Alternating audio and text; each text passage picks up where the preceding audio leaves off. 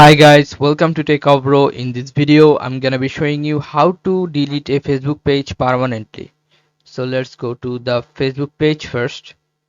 Make sure you are on your Facebook page. Here you can see two ID. One is your Facebook page, one is your real uh, Facebook ID. You have to switch your Facebook page from here. Okay. After that, you have to go to Facebook page profile. Then you have to click on settings, this one. After clicking on settings, you have to scroll down till you find your information, this option.